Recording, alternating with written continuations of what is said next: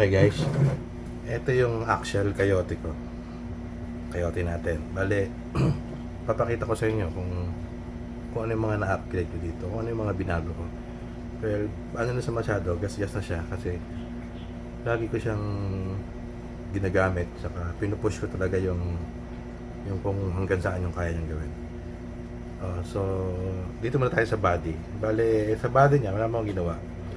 Bale, yung gulong niya, tinanggal ko yung KMC na stock na plastic.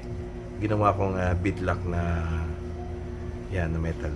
Ngayon, kung paano ko sa tinanggal, well, pinakuluan ko lang siya, tapos natanggal na siya sa tubig.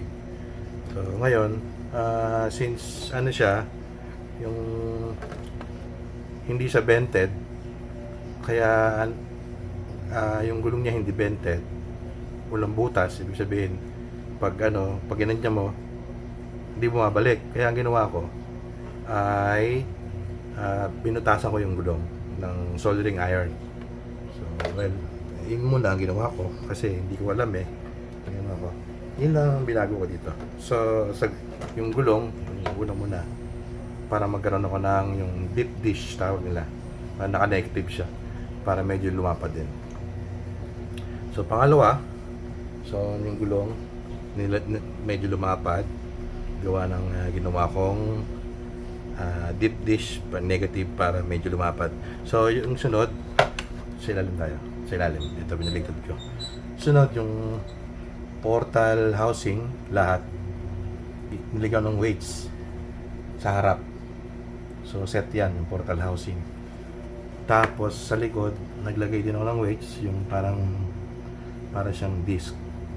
Pero portal cover, yun lang pinatang ko sa likod. So, para magkaroon ng weights, para medyo mabigat siya. So, next, ang next kong ginawa ay tingnan natin loob. Tatanggalin ko na siya. Etong coyote pala ay declip siya. Declip. So, wala na siyang yung mga mounting na tinatanggal-tanggal. Bale, flip na siya. Gigano mo lang siya, tanggal na siya. So, pagbalik niya, gagano mo lang.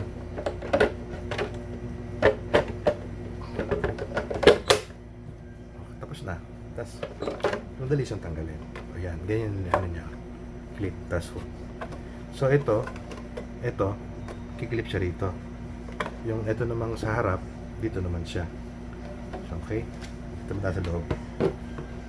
Yung loob naman niya, ang ginagawa ko, ang ginagdag ko pala, shock keys. Itong shock keys, 4 yan. 1, 2, 3, 4. In-extend ko yung shock keys para ma-angle yung shocks. So yun, medyo bumaba siya ng konti para yung center of gravity niya medyo bumaba. So, pero yung clearance sa lupa, siyempre medyo bumaba din.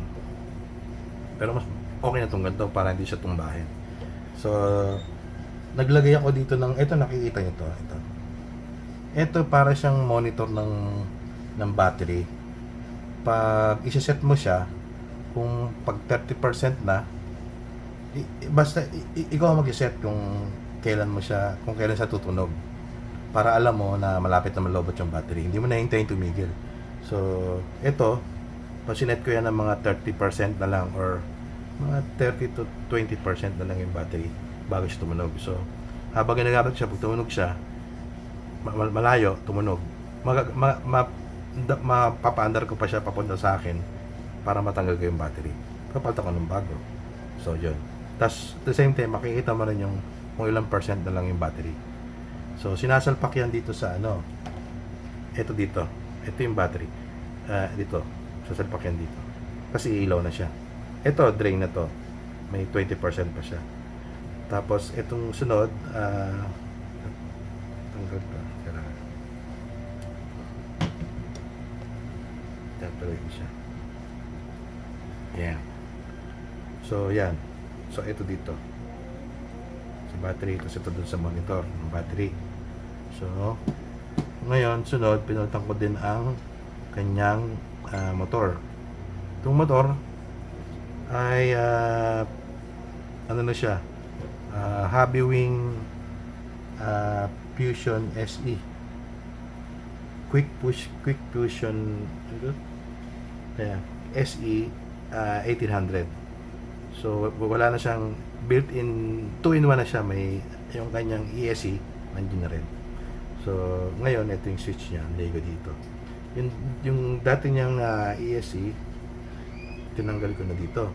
So sunod, so brushless na siya. Yung una kasi brush yung stock niya. So next kong pinalitan etong servo motor. Bumili ako ng i-mode na 35 kg. So medyo maganda yung 270 pala to. So maganda na yung liko-liko niya. Tsaka medyo malakas na rin siya. So ang next kong step na papalitan dito sana ay papalitan siguro. Hindi pala papalitan. Mag-add ako ng winch. Tsaka siguro mga ilaw sa crawling LED lights dito sa apat na ano. Tapos tsaka headlight. So yun yung plano ko sana. And then sunod, ito pala yung control niya, SLT2. Ano to, Spectrum.